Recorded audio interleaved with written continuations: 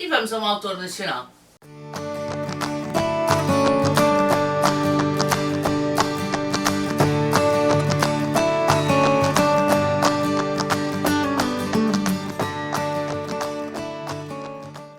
Olá! Hoje venho-te falar de Noite Sem Fim, do Francisco Ramalheira. Mas antes, se gostas do canal, não te esqueças de subscrever o canal, não te esqueças de pôr um like e não te esqueças de acionar o sininho para saberes tudo aquilo que se passa aqui no canal. E olha que passa-se muita coisa. Bom, este livro é o segundo volume de um primeiro que se chama A Vida Censurada. Portanto, é a continuação. Na realidade, é mesmo a continuação, porque nós vamos acompanhar as personagens que vêm desse primeiro livro.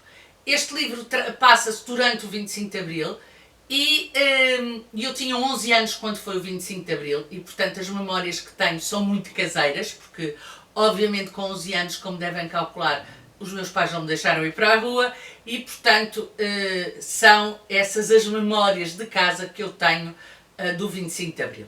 Tendo 11 anos, tenho algumas memórias, 1º de Maio, as primeiras eleições livres, mas aquilo que fui criando foi já pós 25 de Abril, aquilo que eu li sobre não tenho memórias do Estado Novo, por exemplo. Tudo aquilo que eu sei sobre o Estado Novo são coisas que eu vi na família, coisas que eu vi em conversas, que estudei, que fui lendo, porque aos 11 anos não se tem a percepção nítida que numa família normal portuguesa que se vivia em ditadura. Eu tinha alguma percepção de que alguma coisa não estava bem, até porque eu tinha um irmão mais velho de 18 anos e havia o espectro da guerra colonial já lá em casa, mas não se tem a dimensão daquilo que se vivia.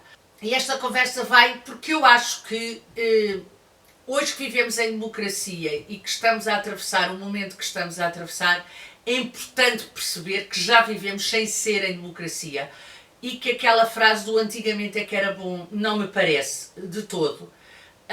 E eu acho que é importante numa altura destas, ainda por cima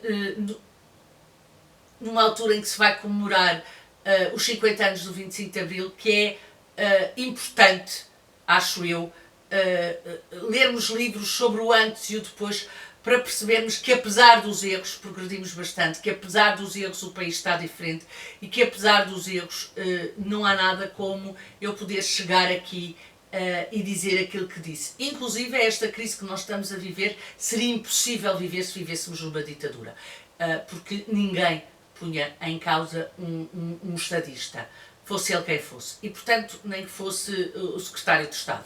E, portanto, eu acho que é importante nós lembrarmos disso e termos consciência disso todos os dias.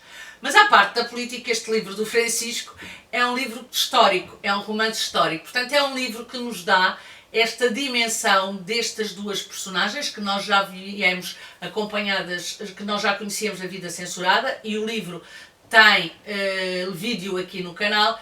E, portanto, o Francisco continua a dar-nos a nossa história de uma forma clara, de uma forma objetiva, de uma forma rigorosa, mas com uma linguagem bastante compreensível, que nos faz acompanhar passo a passo tudo aquilo que aconteceu a estas duas personagens depois do primeiro livro ter acabado.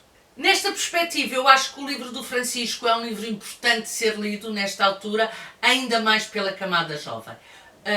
Eu acho que se deve começar pela Vida Censurada. Eu sei que às vezes ler assim 2 ou 3 livros do mesmo autor pode ser complicado, mas a verdade é que eu acho que a história destes jovens é importante ser lida em continuidade, e o próprio livro engrandece se for lida de seguida. Para além do Francisco escrever muito bem, com uma linguagem com uma escrita muito corrida, e muito apelativa, e isso faz com que nós também não consigamos largar o livro. É um livro duro, é um livro que de alguma forma é duro porque acaba por ser representativo da dureza dos tempos, nomeadamente antes do 25 de Abril. O Francisco aqui vai mostrar-nos alguma das formas como a PIDE torturava os presos políticos, e isso não é fácil de se ler, não é fácil de se saber, mas é uma realidade que não pode ser escamoteada, e essa é outra coisa importante, que é a não existência de uma polícia política que tortura primeiro e pergunta depois,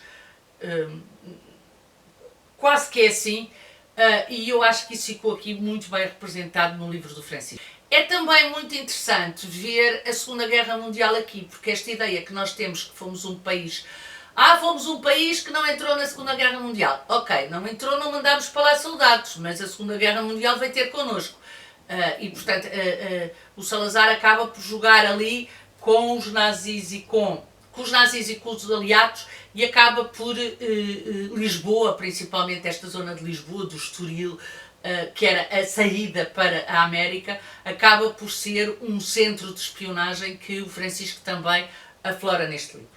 Depois temos as personagens, e aí o Francisco é exímio. Eu acho que o Francisco cresce na construção das personagens, eu acho que o Francisco cria personagens com uma densidade que eu tive a sensação, quando voltei a este livro, que estava a reencontrar amigos que tinha deixado no primeiro livro e que não tinha sabido muito bem o que é que lhes tinha acontecido.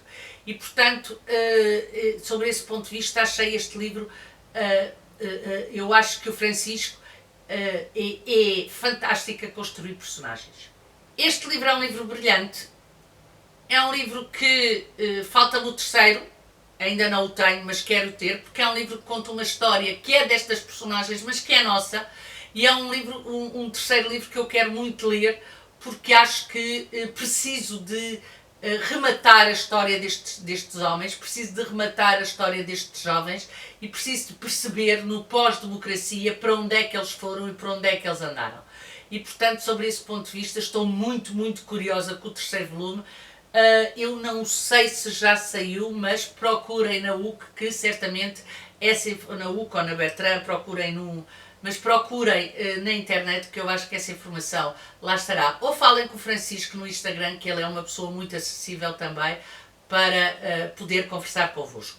Este livro torna-se ainda maior nesta época, porque nós só podemos construir o futuro conhecendo o passado, e só podemos decidir o futuro conhecendo o passado, tendo os pés bem assentos na terra e objetivamente percebendo o que é que foi este país e onde é que este país está e para onde é que nós queremos que ele vá. E, portanto, eu acho que, mais ainda por maioria de razão, neste momento este livro é um livro super importante e é um livro que deve ser lido. E pronto, aqui fica a minha opinião do Noite Sem Fim, do Francisco Ramalheira. Digam-me se já leram, digam-me se estão a pensar ler, digam de vossa justiça, e vemos no próximo vídeo. Tchau, até o próximo vídeo.